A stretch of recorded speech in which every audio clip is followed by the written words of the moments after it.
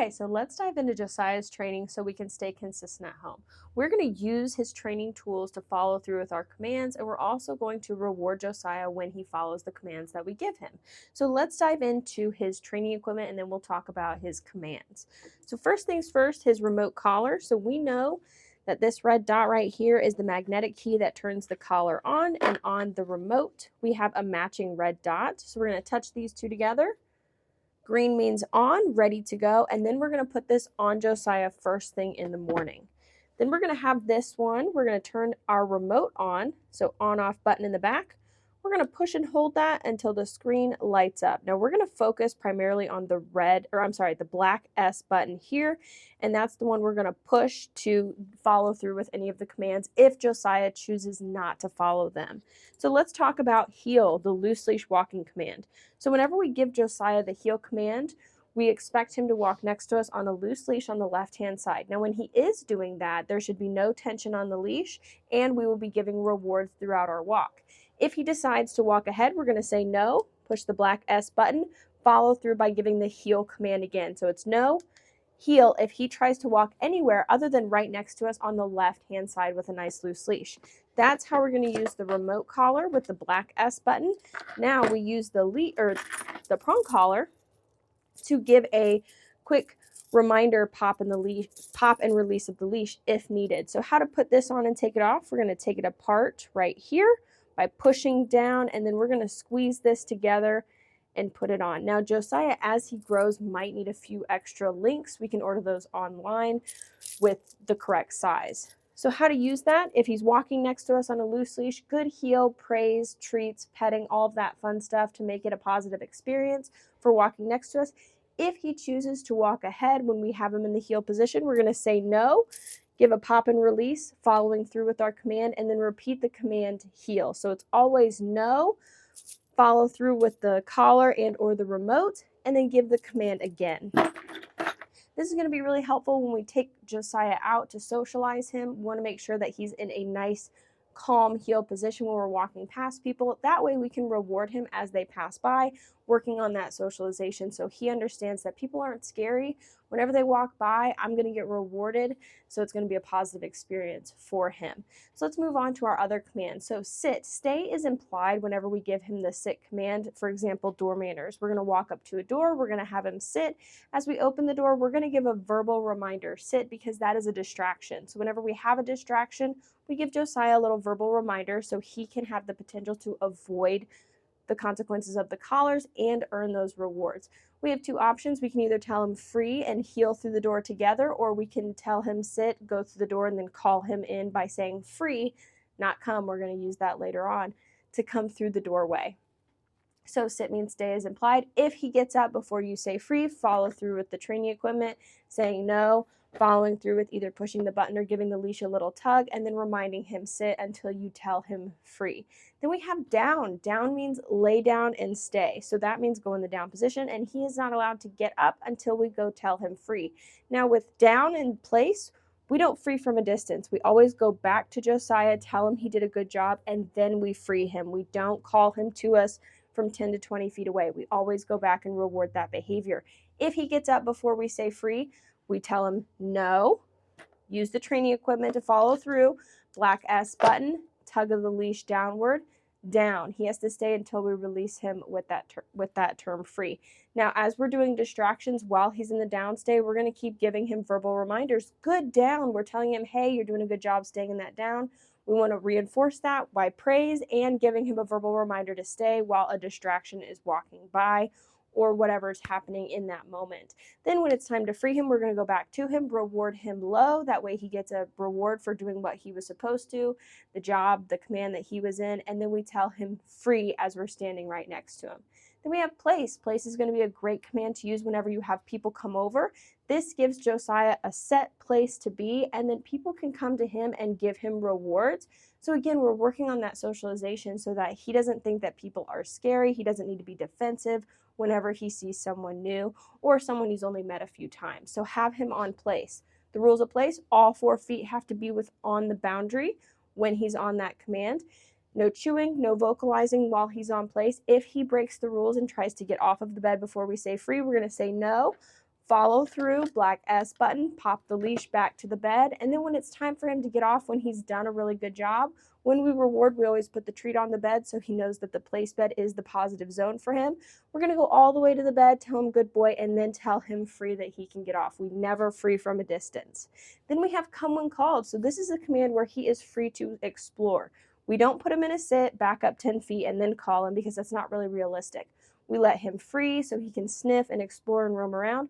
When he's exploring and we need him to come back to us, Josiah, come, or just the come command. As he runs to us, we praise that. Good boy, good job. We are praising the action of him coming to us. We're going to have him sit and then reward. We're going to reward this command every single time that he does it because we want to make sure that we have a strong reward history of Josiah coming to us when we call. We want to make sure that he understands whenever you come to us, something good happens. Now, let's say we have to correct the behavior. Josiah come and he's like, nope, this thing right here is really cool. I'm going to continue to sniff it. No, follow through. Come. When he comes to us, we still praise that action. And this is the only time we reward after a correction, directly after a correction, because we want to let him know that, hey, the consequence happened out there. I'm still the fun zone. I'm still the reward. You want to come to me. So then have him sit, reward, and then we do it again until he gets it right and comes to us the first time without needing the collar. Then we have leave it. Leave it means don't grab that off the floor. So if you drop something on the floor, you're going to tell him leave it. If he continues to show interest in that item, leave it. We're going to be firm with that command because we don't want him to grab anything off of the floor. And then okay means he can grab it. For safety reasons, I would just make sure that we don't allow him to get anything off of the floor. That way we create that boundary of anything on the floor, you just need to leave it alone. It's not yours. If I want you to have it, I will pick it up and give it to you. That way if you drop something that's not dog safe, he doesn't assume that it's his for the taking.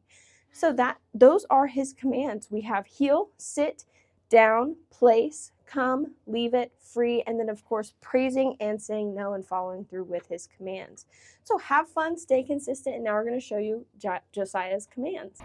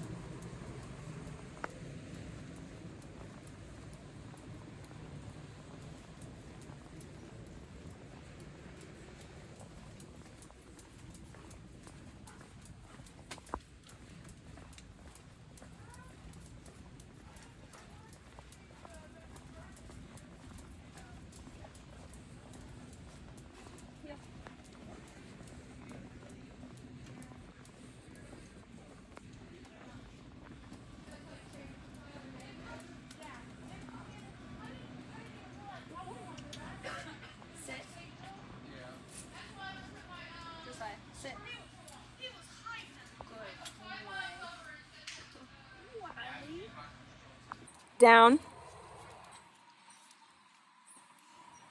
Good boy.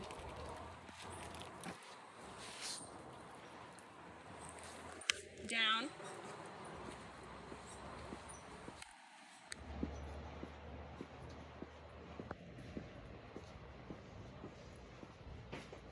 Good down.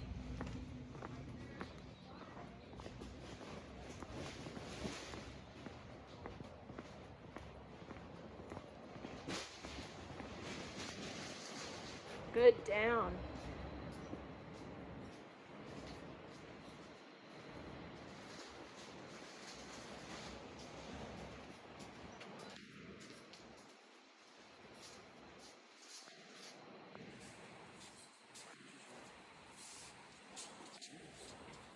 Good down.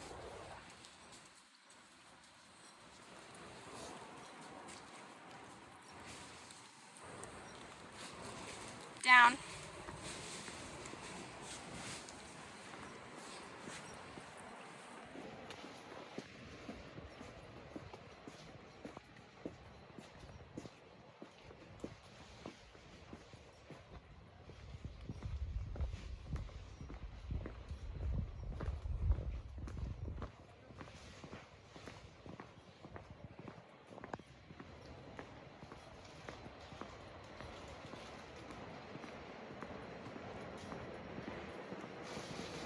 Good boy.